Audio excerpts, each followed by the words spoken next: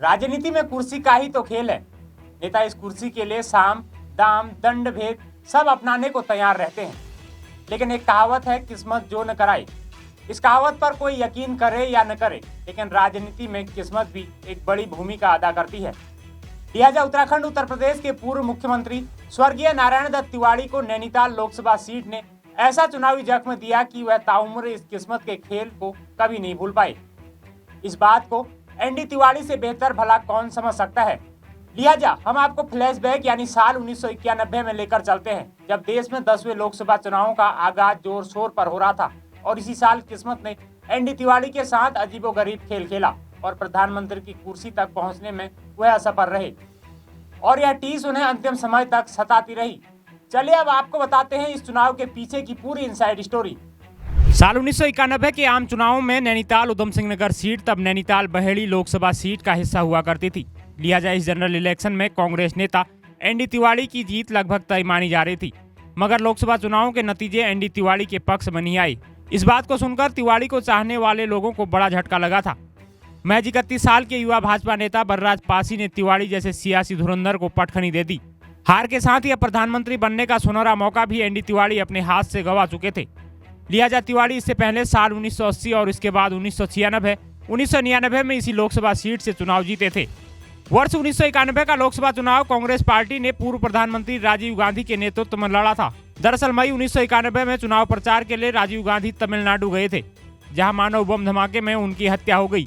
चुनावी माहौल के बीच उसी हत्या से कांग्रेस के पाले में सहानुभूति की लहर दौड़ पड़ी और यही लहर आम चुनाव के समय वोट में तब्दील हो गई। इन आम चुनावों में 232 सीटों के साथ देश में कांग्रेस सबसे बड़ी पार्टी बनकर उभरी। राजीव गांधी की हत्या के बाद कांग्रेस में अगर कोई दूसरा नाम तैर रहा था तो वह थे नारायण दत्त तिवारी।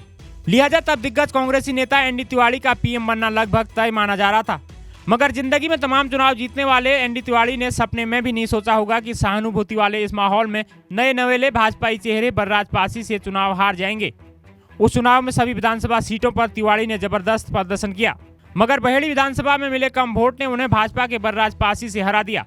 कहा जाता है कि इस चुनाव में तिवारी अपने प्रचार के लिए अभिनेता दिलीप कुमार को बहेड़ी लेकर आए थे, लेकिन दिलीप कुमार का मुस्लिम होना एनडी तिवारी के लिए बैकफायर कर गया। एक इंटरव्यू में एनडी तिवारी ने हार का ठीकरा अभिनेता दिलीप कुमार के सिर ही फोड़ा था, जिसकी वजह से थाली में सजा प्रधानमंत्री पद पीवी नरसिम्हा राव को आसानी से मिल गया। तिवारी के मुताबिक उन्हें पता नहीं था कि दिलीप कुमार का असली नाम यूसुफ खान है। बाद में बहेड़ी इलाके में बात फैल गई कि मुस्लिम अभिनेता उन्हें जिताने की अपील कर रहे हैं।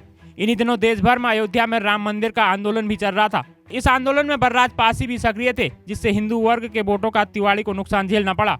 लिहाजा तिवारी 11,429 वोट से अपना चुनाव हार गए। बलराज पासी को 1,67,509 वोट मिले, तो वहीं कांग्रेस के एनडी तिवारी को 1,56,080 वोटों में संतुष्ट होना पड़ा। इस चुनाव में यूपी के पूर्व मुख्यमंत्री और कई बार केंद्रीय मंत्री रहे एनडी तिवारी के पीएम बनने के सपने को चकनाचूर कर दिया। पीवी नरसिम्हा राव के बिना चुनाव लड़े भी पीएम बनने का एनडी तिवारी को जिंदगी भर रश्क रहा। तकदीर ने यहाँ एक और खेल खेला। बलराज पासी ने भले ही एनडी तिवारी जैसे सियासी धुरंधर को पटकनी देकर उनसे प्रधानमंत्री पद का मौका छीन लिया, लेकिन पासी खुद भी उस चुनाव के बाद कोई भी चुनाव नहीं जीत पाए। हालांकि यह बात अलग है कि वह पूर्व और वर्तमान में भी दर्जा राज्य मंत्री हैं। राज्य अलग होने के बाद एनडी तिवारी उत्तराखंड के पहले निर्वाचित सरकार में मुख्यमंत्री बने और पूरे 5 साल के कार्यकाल को पूरा करने का रिकॉर्ड भी अभी तक तिवारी के नाम पर ही है। 18 अक्टूबर 2018 को 93 साल की उम्र में तिवारी का निधन हो गया था। तो दोस्तों, ये थी नैनीताल लोकसभा सीट से जुड़े उस मिथक के बारे में। इस सीट ने एनडी तिवारी को पीएम की कुर्सी तक पहुंचने से पहले ही ब्रेक लगा डाले थे। अगर ऐसी ही कोई जानकारी आपके पास हो तो हमें कमेंट्स कर बता सकते हैं। अगर चैनल पर नए आए हैं तो चैनल को सब्सक्राइब जरूर कर लें।